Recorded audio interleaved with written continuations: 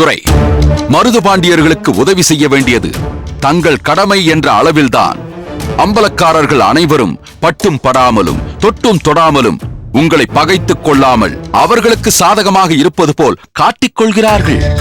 இப்போது கருத்த ஆதப்பனை நீங்கள் கைது செய்திருக்கிறீர்கள் என்று தெரிந்தால் வாளுக்கு வேலி ஆர்த்தெழுவான். பாகனேரி நேரடியாக போருக்கு புறப்பட்டு விட்டார் மற்றுமுள்ள அம்பலங்கள் அனைத்தும் அவனோடு இணைந்து கொள்ளும். மருதுபாண்டியர்களுக்கு துணையாக அம்பலங்கள் அனைத்தும் இணைந்து எழும்போது பட்டமங்கலம் மட்டும் ஒதுங்கி இருக்க முடியுமா? இப்போது அது பாகனேரியின் உறவு நாடாகிவிட்டதே. அதனால் வைரமுத்தனும் சேர்ந்துதானே தீர வேண்டும். சேரட்டுமே, எல்லோருமே சேரட்டுமே. எங்களை எதிர்த்து அவர்களால் என்ன செய்ய முடியும்? துரை, கோபித்துக் கொள்ளக்கூடாது. காரியம் பெரிது, வீரியம் அல்ல. இப்போது நீங்கள் காளையார் கோயிலுக்கு போக காட்டு வழி பாதை அமைத்து உங்கள் படையை கொண்டு செல்ல படாத பாடுபடுகிறீர்கள்.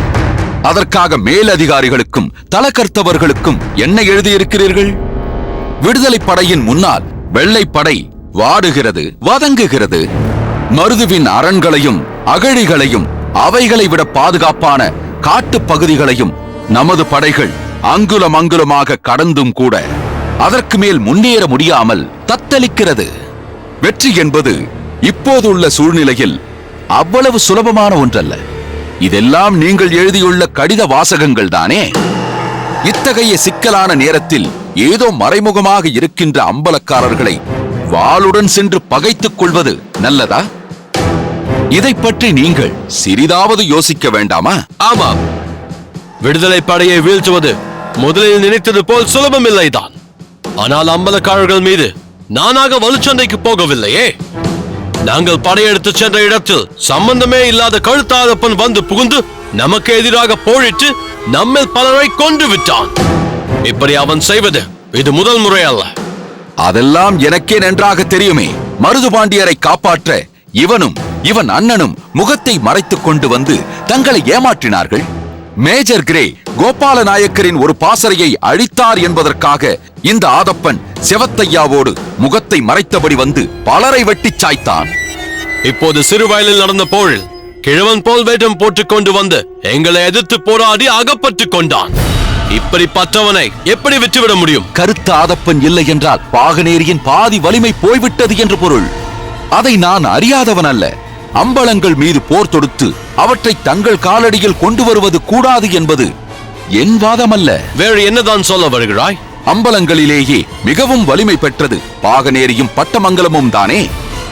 அந்த இரண்டையும் ஒன்றோடு ஒன்று மோதும்படி செய்து இரண்டுமே வீழ்ச்சி அடையும்படி செய்ய வேண்டும் என்று நீங்கள் தானே திட்டம் வகுத்து தந்தீர்கள். நாம் அவர்களை அடிக்காமல் அவர்களே தங்களுக்குள் அடித்துக் கொண்டு மடியும்படி செய்வதில்தான் நமது வெற்றியே இருக்கிறது என்று தாங்கள் வகுத்து தந்த ராஜதந்திரம் அற்புதமானதாயிற்றே. அதற்கு வேண்டிய முயற்சிகளில் நான் ஈடுபட்டிருக்கும் இந்த நேரத்தில் நீங்கள் ஒரு பிரச்சனையை உருவாக்கிவிடக் கூடாது என்றுதான் நான் இதை சொல்கிறேன். நீ சொல்வதும் யோசிக்க வேண்டிய விஷயம்தான். கனோ, ஒரு அவசர செய்தி. வாட்? பச்சமங்கலம் அம்பலக்காரர் வைரமுத்தன் 10-15 குதிரை வீரர்களோடு நமது இருப்பிடத்திற்கு வந்து கொண்டிருக்கிறார். பார்த்தீர்களா? அம்பலக்காரர்கள் தங்களுக்குள் என்னதான் பகை இருந்தாலும் இது போன்ற விஷயங்களில் விட்டுக் கொடுக்க மாட்டார்கள். சரி சரி, நிலைமையை நான் சமாளித்துக் கொள்கிறேன். நீ பதற்றப்படாமல் இரு. இந்த நேரத்தில் நான் இங்கு இருப்பது நல்லதல்ல. நான் ஒழுங்கா புலை, நீ இங்கே ஏதேனும் ஒரு இடத்தில் மறைந்திரு. நான் வைரமுத்தனை அங்கு சென்று பார்க்கிறேன். நானும் நீங்கள் என்ன முடிவெடுக்கிறீர்கள் என்று பார்க்க வேண்டும் என நினைக்கிறேன். மார்க், நீ சென்று வைரமுத்தனை வரவேற்ற அமரச்சை. நான் வந்து விடுகிறேன். எஸ் கோ. பார் ஒழுங்கா புலி, நாங்கள் சூழ்நிலை கேட்ப எப்படி எப்படி மாறக்கூடியவர்கள் என்பதை நேரிலேயே தெரிந்து கொள்.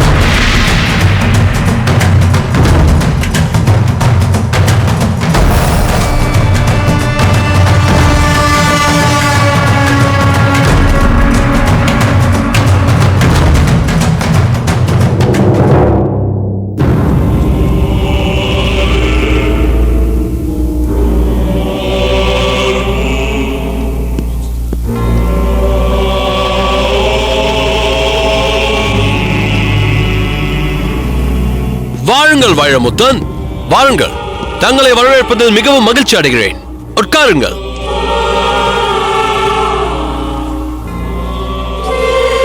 நீங்கள் இந்த அளவிற்கு மதிப்பளித்து என்னை வரவேற்பீர்கள் என்று நான் எதிர்பார்க்கவில்லை. அதென்ன அப்படி சொல்லிவிட்டீர்கள்? உங்கள் பட்டமங்கலத்தில் நடந்தவைகளை எல்லாம் நான் அழிய மாட்டேனா என்ன? உங்கள் அண்ணன் கம்பீரமான தோற்றம் கொண்ட வல்லத்தழையன் தன்மானம் காக்க தன்னையே பலியிட்டுக் கொண்டான் என்பதை கேட்டு நான் வியந்து போனேன். அவர் என் அழைப்பை ஏற்று இங்கு வந்திருந்ததும், என் கோரிக்கையை ஏற்க மறுத்து வாதாடியதும் என் நினைவை விட்டு ஒருபோதும் மாறாது.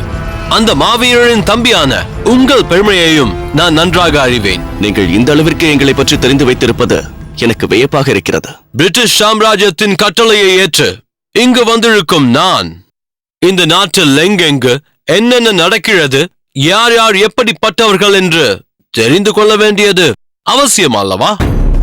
அதிலும் அம்பலக்காரர்களிலேயே அதிக ஊர்களை கொண்டது பட்டமங்கலம் என்பதும், அதன் பொறுப்பை ஏற்றது முதல் நீங்கள் உங்கள் மக்களுக்கு பலவிதமான நலப்பணிகளை செய்து கொண்டிருக்கிறீர்கள் என்பதும் எனக்கு நன்றாக தெரியும். நீங்கள் எதற்காக வந்திருக்கிறீர்களோ அதற்கான பணிகளை பொருத்தமாக செய்து கொண்டிருக்கிறீர்கள் என்பதும், ஒவ்வொன்றையும் உற்று கவனித்து செய்து கொண்டு வரும் ஒற்றர்கள் உங்களிடம் இருக்கிறார்கள் என்பதும் எனக்கு நன்றாக தெரியும்.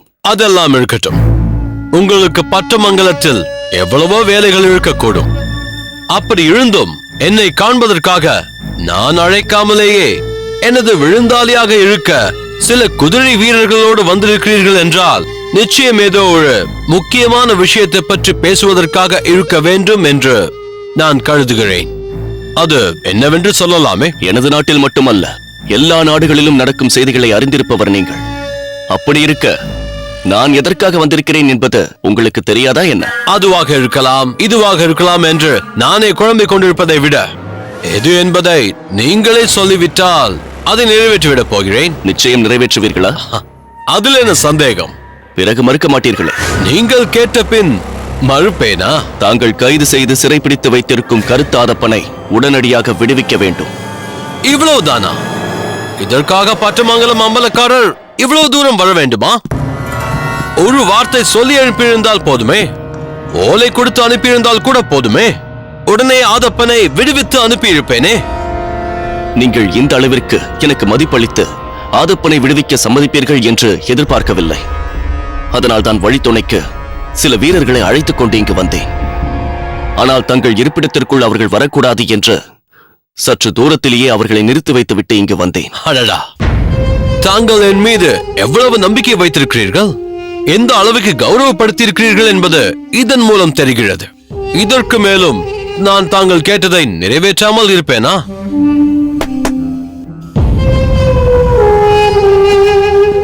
கர்னல், உடனே சென்று நான் ஆணையிட்டேன் என்று சொல்லி ஆதப்பனை அழைத்து வா. Yes colonel. நீங்கள் கேட்டதை நான் நிறைவேற்றுகிறேன். ஆனால் நான் கேட்கும் ஒரு சந்தேகத்திற்கு நீங்கள் விளக்கம் தருவீர்களா? என்ன கேட்கப் போகிறீர்கள்? ஆதப்பன் தான் உங்கள் அண்ணனை அவமானப்படுத்தி அவர் தன்னையே பலியிட்டுக் கொள்ள காரணமாக எழுந்தவர். உங்கள் மாமா உழங்கா புலியை செக்கோட்ட செய்வேன் என்று சொன்னவர். அதை கேட்டது முதல் உழங்கா புலி மனம் நொந்து அதையே நினைத்து குமரிக் கொண்டிருக்கிறார். இந்த நிலையில் நீங்கள் எதற்காக அவரை விடுவிக்க வந்தீர்கள்? அந்த காரணத்தை பிறகு நான் சொல்கிறேன். முதலில் நீங்கள் எனக்கு இதற்கு விடை சொல்லுங்கள். எதற்கு? எங்கள் மாமா உறங்கா புலி நடந்ததை நினைத்து நினைத்து நொந்து கொண்டிருக்கிறார், அதையே நினைத்து நினைத்து குமரிக் கொண்டிருக்கிறார் என்றீர்களே, அது எப்படி உங்களுக்கு தெரிந்தது? அவர் வந்து உங்களிடம் சொன்னாரா? சொல்லுங்கள் துரை. அது அது உழங்கா புலி எதற்காக அதையெல்லாம் என்னிடம் வந்து சொல்ல வேண்டும்? அவருக்கும் எனக்கும் என்ன சம்பந்தம்? உங்கள் மாமா உங்களைப் போலவே ஒரு சுத்த வீரர் என்று கேள்விப்பட்டிருக்கிறேன். அத்தகையவர் இத்தகைய நிகழ்ச்சி நடந்தால் அப்படித்தானே இருப்பார். அதனால் தான் அப்படி சொன்னேன்.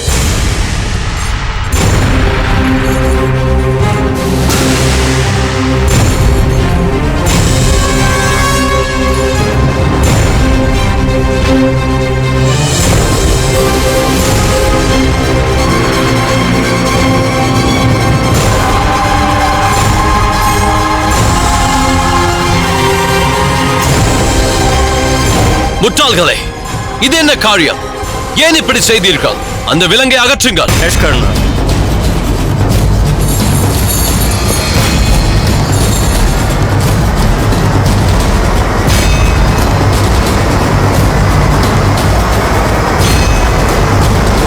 ஆதப்பா, நீயும் வைரமுத்தனும் நண்பர்கள் என்று கேள்விப்பட்டிருக்கிறேன். அதற்கும் மேலே இப்போது மைத்துனர் ஆகிவிட்டார். உனக்கு நேர்ந்ததை அழிந்து உன் அண்ணன் வாளுக்கு வேலி வந்தாரோ இல்லையோ, உன் மைத்துனர் வந்து விட்டார். அந்த உறவின் பெருமைக்கு ஒரே ஒரு உதாரணம் சொல்கிறேன் கர்ணா. எங்கள் நாட்டில் கடலுக்குள் மூழ்கி முத்தெடுப்பதை பற்றி கேள்விப்பட்டிருப்பீர்கள். அதில் ஒரு விதிமுறை உண்டு. கடலில் மூழ்குபவன் கயிற்றை இடுப்பில் கட்டிக்கொண்டு மூழ்குவான். வெளியில் ஒருவன் கயிற்றை பிடித்துக் கொண்டு நிற்பான். இதில் பெரும்பாலும் மைத்துனன் தான் அந்த கயிற்றை பிடிக்க வேண்டும் என்பார்கள். ஏனென்றால் கடலுக்குள் இருப்பவன் தன் தங்கைக்கோ அக்காவிற்கோ கணவர் என்பதால் அவரை எச்சரிக்கையாக பாதுகாக்க வேண்டும் என்ற பொறுப்புணர்ச்சி இருக்கும் என்பதால். அந்த பொறுப்புணர்ச்சியை உங்களுக்குள்ளும் இருக்கிறது என்பதை ஒப்புக்கொள்கிறேன். உங்களுக்காக ஆதப்பனை விடுவிக்கிறேன். இருப்பினும் ஒரே ஒரு நிபந்தனை. என்ன நிபந்தனையா? ஏன் இந்த பதற்றம்? இது மிகவும் எளிதான நிபந்தனை தான். சிறுவயல் நிகழ்ச்சிக்கு ஆதப்பன் மன்னிப்பு கேட்டுக்கொண்டால் இந்த கணமே அனுப்பி விடுகிறேன். இப்போதே போகலாம். என்ன? நான் உன்னிடம் மன்னிப்பு கேட்க வேண்டுமா? என்னை கொண்டு வந்து நிறுத்திய போது அப்படி சொன்னதற்கு நான் சொன்ன பதில் அதற்குள் உனக்கு மறந்து விட்டதா?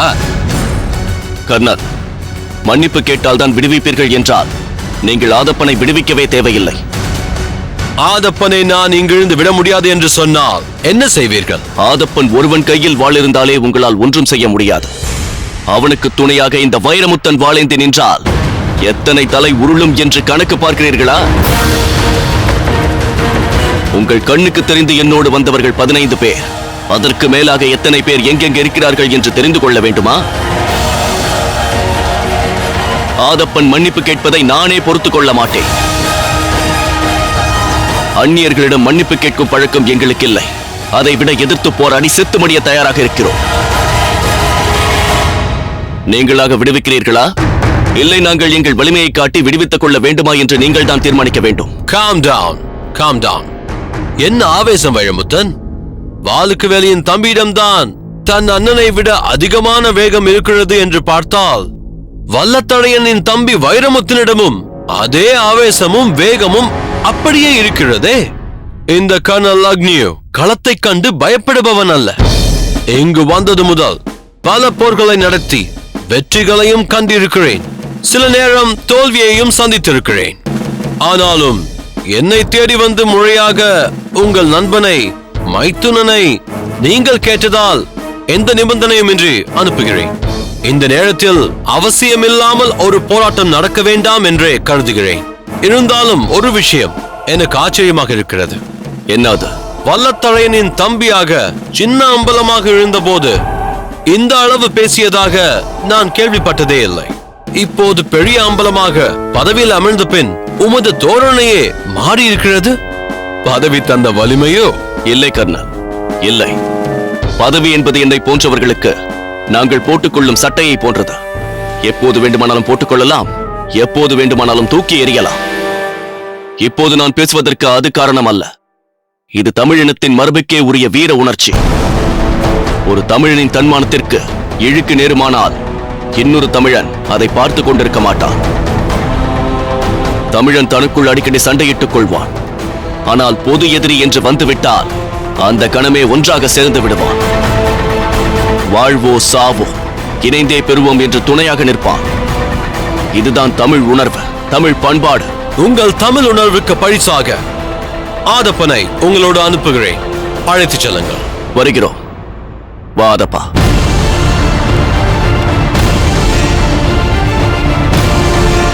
இத்தோடு எல்லாம் முடிந்துவிட்டது என்று நினைக்காதே அக்னியோ. என்னை சிறை வைத்ததின் விளைவை வெகு விரைவில் நீ சந்திப்பாய். வைரமுத்தன் வந்து நட்பு முறையில் என்னை விடுவித்து அழைத்துச் செல்லாமல் போயிருந்தால் என் அண்ணன் வாளுக்கு வேலி வந்து சிறையை உடைத்து விடுவித்திருப்பார். விரைவில் உன்னை களத்தில் சந்திக்கிறேன்.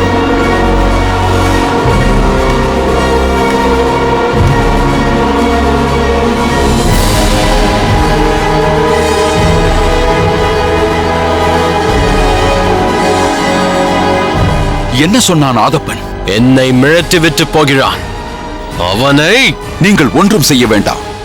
இங்கு அவன் உங்களிடம் பேசியதற்கு எங்கே எப்படி பாடம் கற்றுத்தர வேண்டுமோ அப்படி செய்து காட்டுகிறேன். தற்போதுள்ள சூழ்நிலையில் நீங்கள் வைரமுத்தனோடு ஆதப்பனை அனுப்பியதுதான் பொருத்தமான செயல். வைரமுத்தன் பேசியதை கேட்டீர்கள் அல்லவா?